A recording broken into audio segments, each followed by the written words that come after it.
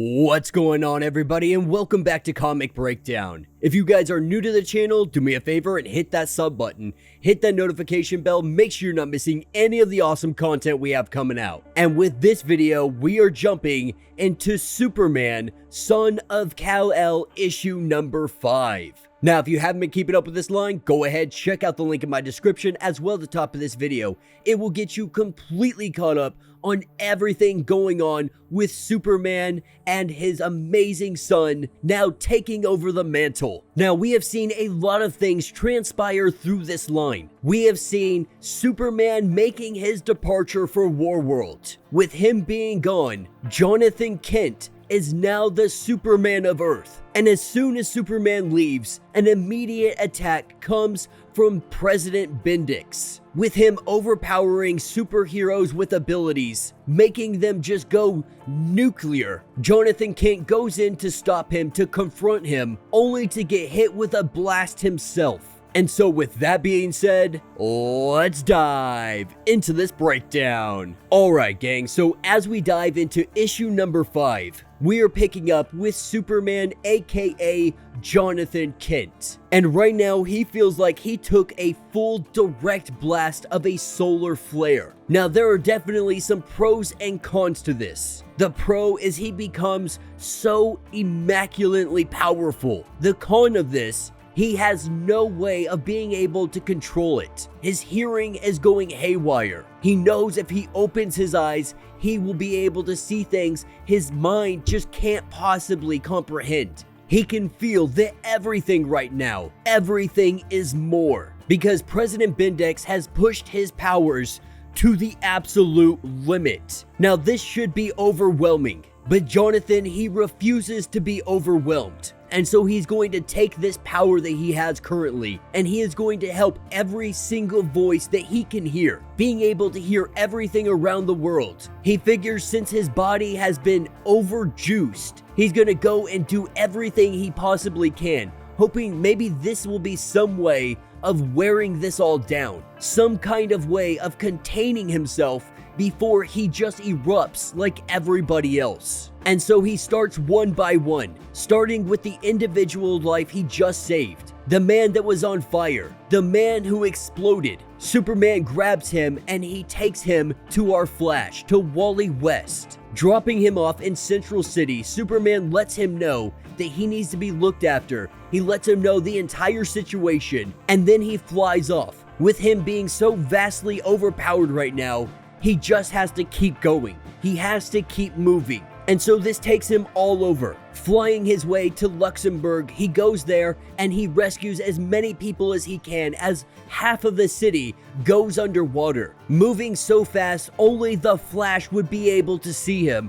He is rescuing as many people as he can, but he also has to be extremely careful because he is so powerful right now. He could easily just fly through somebody. He could rip somebody in half. If he is not careful, he could very seriously hurt people. And so after that, he finds his way to Africa and then to Costa Rica, helping a little girl that found herself lost in the jungle. He makes his way to a hospital where they are just overburdened and they have no way of getting patients to other hospitals. Superman landing here, telling all of them that he has got this under control, to let all of the other hospitals know that these patients will be there momentarily. We see him take an unfinished bridge and he puts everybody on top of this bridge, carrying this all the way to the other hospital. But in the midst of it, he's recognizing that this bridge is feeling a little bit heavy. And for him, that shouldn't be a thing. That should not be happening at all, but he is feeling some kind of fatigue.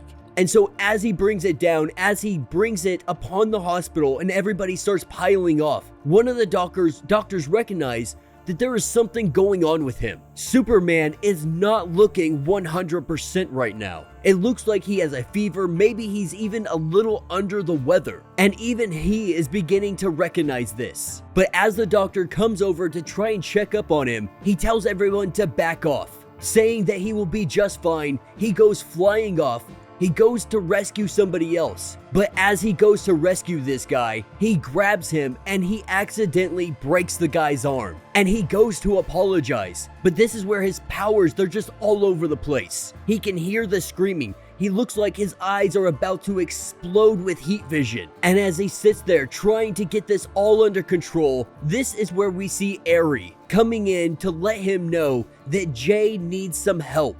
And almost instantly, without missing a single beat, Superman makes his way over to Jay. And Jay lets him know that there is something that he needs to see. And as Jay goes inside, we learn that Jay can essentially phase through anything he wants, making him almost invulnerable. But as he goes over to the computer monitors, we see on the monitors Superman, Jon Kent. He is all over social media. And that is because he has been going 100% all over the world. But Jay lets him know by looking over all of this stuff, he can tell that something is wrong with him. It appears that he might be burning himself out. Now, he lets Jay know that the president hit him with that solar energy blast. And so everything was boosted, but now everything is fading. He really believed that he was going to be able to just use that power indefinitely. And Jay lets him know, like, this happens to people, but it's not supposed to happen to Superman. And Jay counters that with, how do you know how this is supposed to work? Because you're not fully Kryptonian. In fact, you are the first ever Kryptonian/human. He is simply the first. He is the only of his kind. And Jay tells him that he really just needs to give himself a break. Try not to live up to your father's mantle all of the time. Take a little bit of time and just relax. Because at this rate, it really looks like he is about to hurt somebody. He needs the world's trust. And if he's out there accidentally incinerating kindergarteners, that would be an absolutely horrible day, and it definitely would not look good for him. And so with Jon Kent looking extremely exhausted, he goes to lay down on the couch, Jay taking some noise canceling headphones, putting them on his head so it blocks out everything, and this gives him the opportunity to get a little bit of shut-eye. And so we pick up 9 hours later, with Jay still standing over Superman. Superman lets him know that it appears to be a little bit better. He is not hearing every single voice on Earth. His senses aren't appearing to be overloaded. But after learning he was out for 9 hours, he feels a little bit guilty about this. Because at the end of the day, there are people out there that need Superman's help. But Jay lets him know, out of all the people out there, I want you to know I am the one person that you don't need to worry about. I am the one person that does not need saving. And that's because of his abilities. He can't actually get hurt. So while he's out there feeling like he needs to protect the entire world, he wants Jon Kent to know that he doesn't have to worry about him. And this is where we see the kiss. We see Jonathan, we see Jay, and they kiss for the very first time.